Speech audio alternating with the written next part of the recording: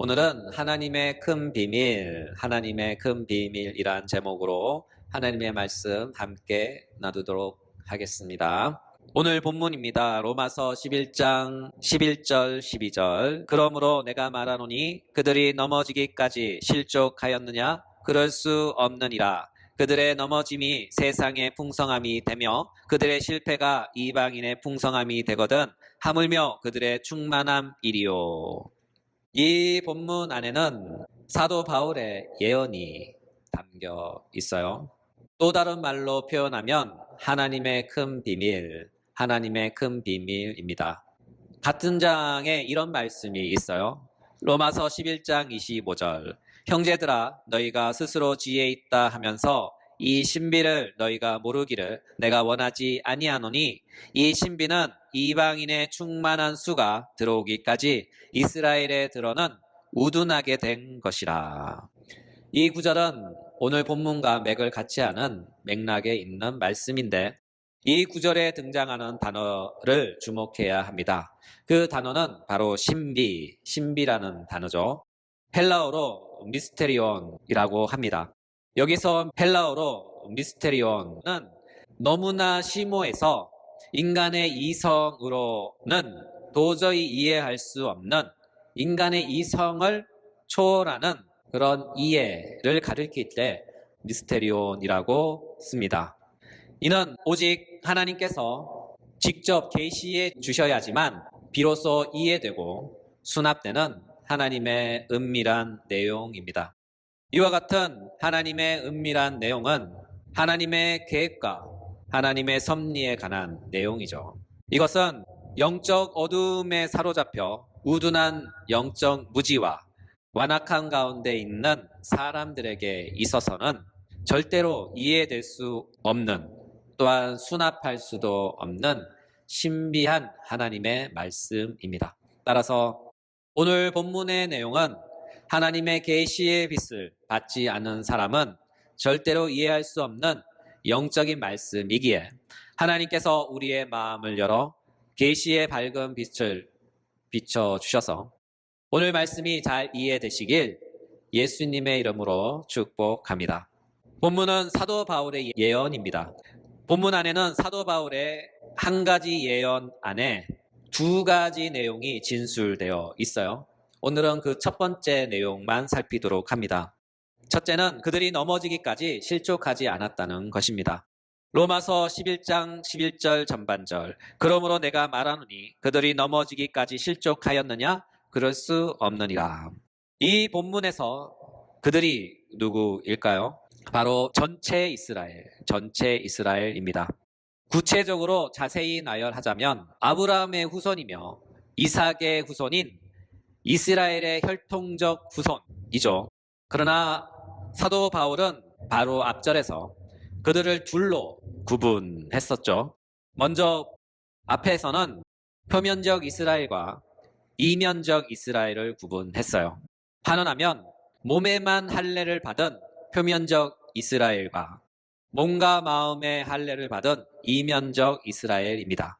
또한 바로 앞절에서는 남은 자를 언급하면서 육적 언약에 따른 남겨진 자와 영적 언약에 따른 남은 자를 구분했었죠. 로마서 11장 5절. 이와 같이 지금도 은혜로 택하심을 따라 남은 자가 있느니라. 로마서 11장 7절. 그런즉 어떠하냐? 이스라엘이 구하는 그것을 얻지 못하고 오직 택하심을 입은 자가 얻었고 그 남은 자들은 우둔하여 졌느니라. 여기서 그 남은 자에 해당하는 헬라어 원어를 보면 남겨진 자들을 뜻하고 있습니다. 따라서 이 긴 진술들을 요약하면 하나님의 택하심을 입은 아브라함 자손 안에는 두 종류의 이스라엘 자손이 있다는 것이죠. 바로 육적인 후손과 영적인 후손입니다.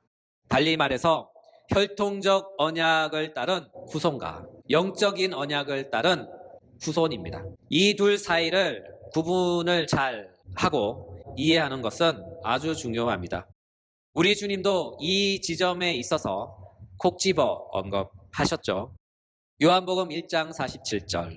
예수께서 나다나엘이 자기에게 오는 것을 보시고 그를 가리켜 이르시되 보라 이는 참으로 이스라엘 사람이라. 요한복음 8장 31절. 예수께서 자기를 믿은 유대인들에게 이르시되 요한복음 8장 47절. 하나님께 속한 자는 하나님의 말씀을 듣나니 너희가 듣지 아니함은 하나님께 속하지 아니하였음이로다. 우리 주님이신 예수님은 유대인들 가운데 어떤 사람에게는 이는 참 이스라엘, 이는 참 아브라함의 후손 또는 하나님으로부터 난 자요, 하나님께 속한 자라고 하는 친근한 표현을 씁니다.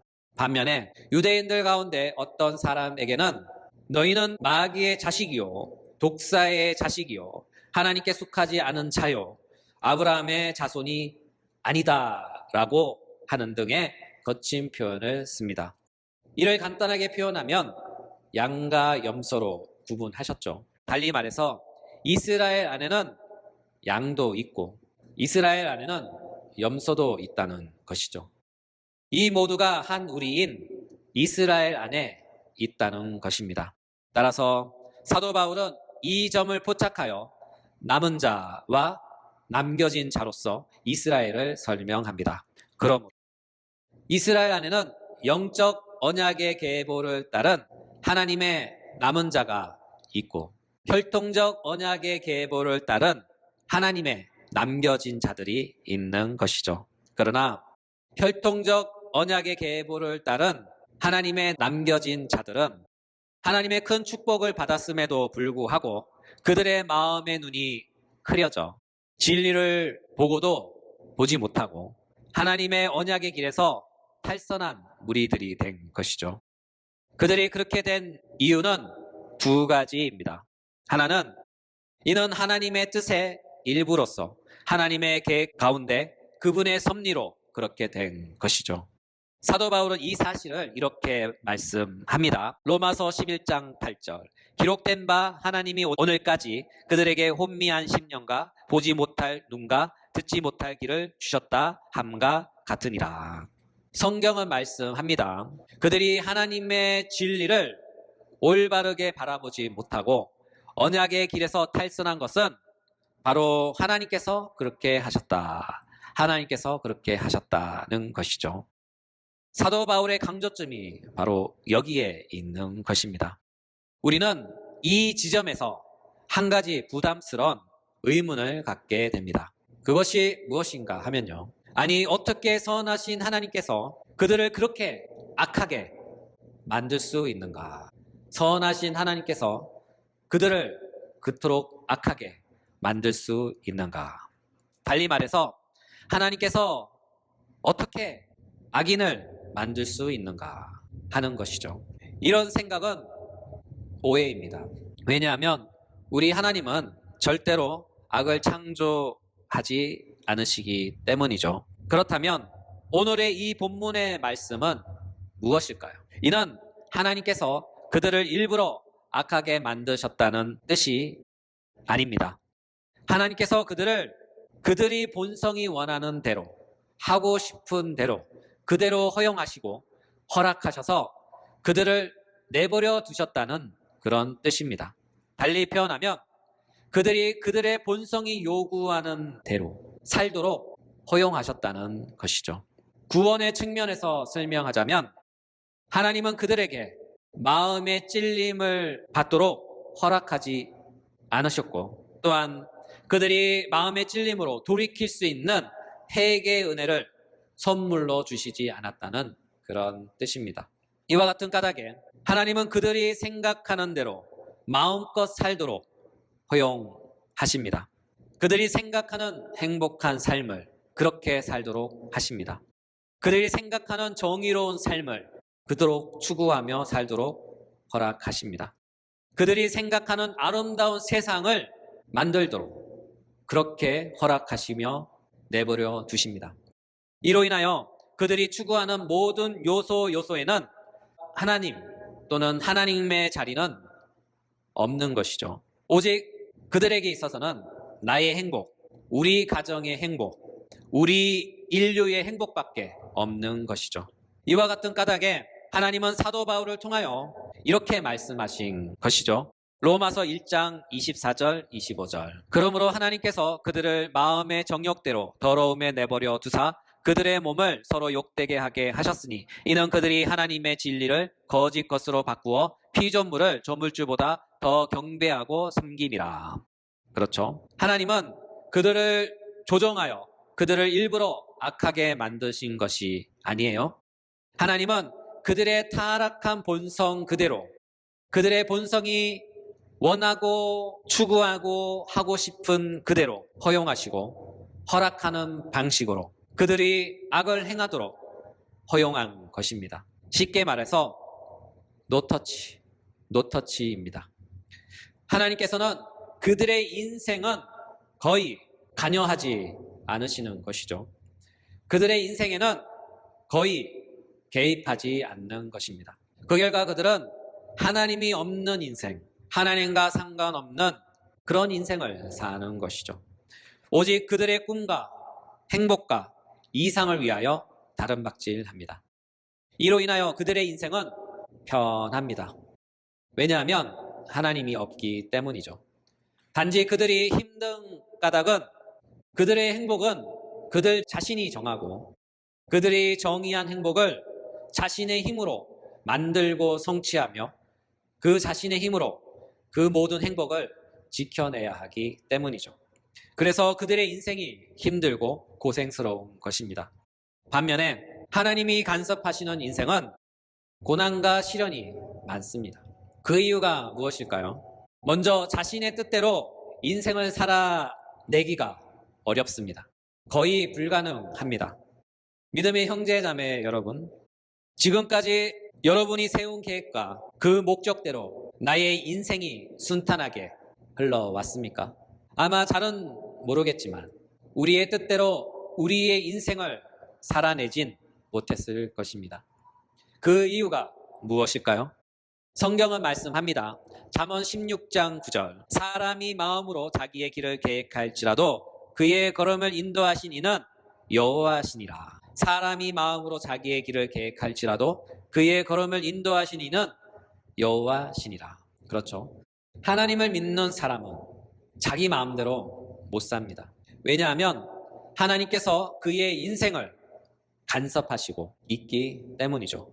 그 결과 그는 많은 인생의 완벽한 계획을 갖고 있을지라도 결국은 하나님의 뜻대로 그분의 계획대로 인생을 살게 되는 것이죠.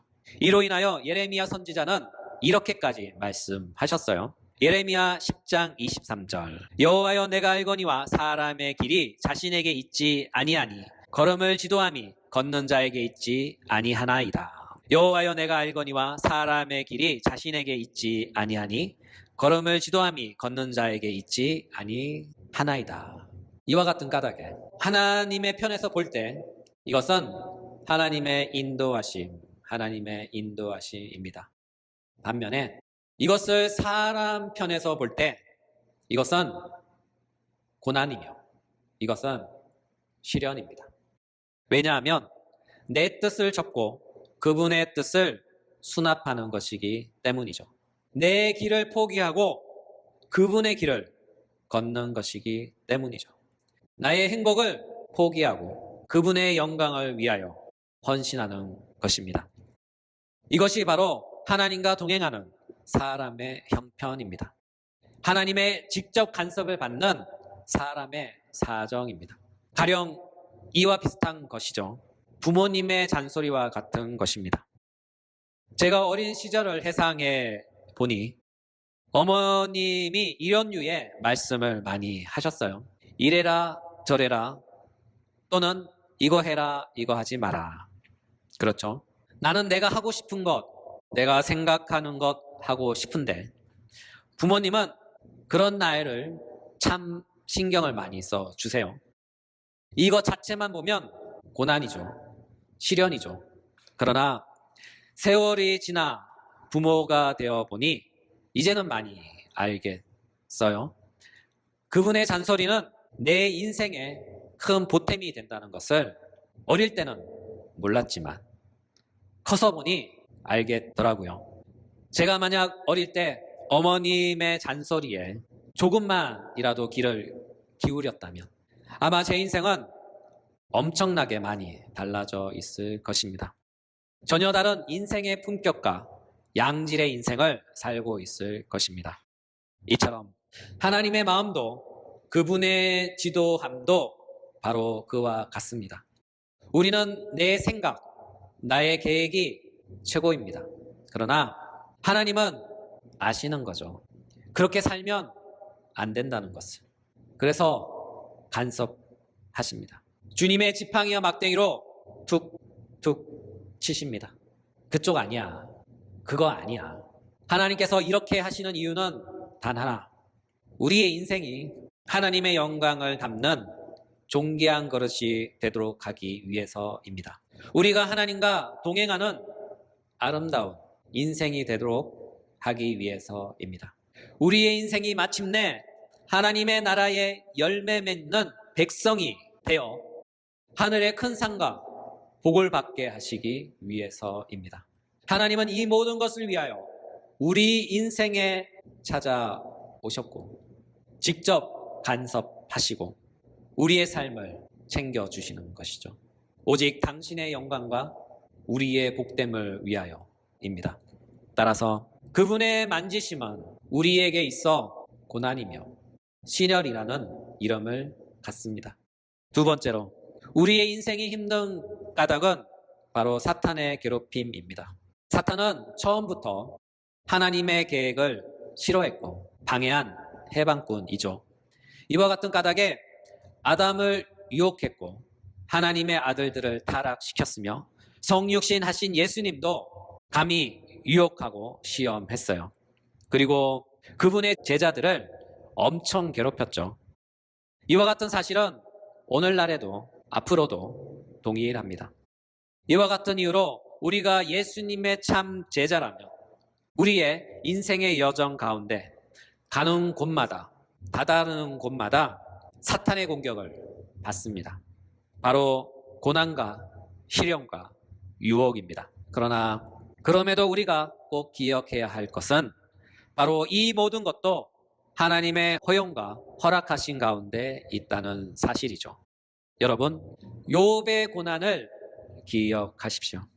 욥이 당한 그 모든 고난은 사탄이 아무리 큰 능력으로 그에게 시련을 주었을지라도 그 모든 것은 결국 하나님의 허용하심과 허락하신 가운데 발생한 고난과 시련이라는 것이죠. 한마디로 우리가 당하는 고난과 시련 또한 하나님의 허용하심과 허락하심에 있다는 것이죠. 따라서 사탄은 하나님의 허용과 허락하심 속에서만 우리를 마음껏 괴롭힐 수 있습니다. 이와 같은 이유로 우리는 사탄의 유혹과 시험에 넘어지고 좌절하며 극심한 영적 슬럼프를 겪습니다. 그러나 하나님은 이 모든 것을 통하여 우리의 실패와 좌절 또한 당신의 아름답고 복된 축복으로 바꾸어 주십니다. 왜냐하면 하나님은 모든 것을 합력하여 선을 만드시는 분이시기 때문이죠. 이와 같은 까닭에 우리의 실패는 실패가 아닙니다. 그것은 바로 하나님의 축복입니다. 또한 우리의 넘어짐은 절망이 아닙니다. 그것은 하나님의 큰 은혜입니다. 왜냐하면 우리의 모든 것은 하나님의 능력에 의하여 축복으로 변하기 때문이죠. 이 사실을 믿으시기 바랍니다. 오늘의 말씀을 마무리합니다. 본문은 사도 바울의 예언입니다. 바로 하나님의 큰 비밀이죠. 이 비밀은 오직 하나님의 영감을 받은 계시의 비춤을 받은 사람들에게만 전달되는 하나님의 은밀하고 큰 비밀의 이야기입니다. 하나님의 큰 비밀의 내용은 이것입니다. 우리의 고난과 시련도 하나님의 뜻과 그분의 계획의 일부분이다. 우리의 고난과 시련도 하나님의 뜻과 그분의 계획의 일부분이다. 또한 우리의 실패는 실패가 아니라 우리의 실패는 하나님의 복이다. 왜냐하면 하나님은 우리의 실패를 축복으로 변화시킬 것이기 때문입니다. 이와 같은 사실을 믿고 한 주간도 많은 시련과 고난을 당할지라도 그것이 하나님의 뜻임을 믿고 온전히 믿음을 의지하여서 이겨내시는 믿음의 권속들이 되시기 주님의 이름으로 축복합니다. 또한 실패하거나 좌절했다고 해서 절망하지 마시고 그것이 하나님 앞에 손에 들려져 그것은 축복으로 우리에게 돌아온다는 사실을 기억하시고 좌절 가운데 소망을 갖고 한 주도 살아가시는 믿음의 권속들 되시길 주님의 이름으로 축복합니다.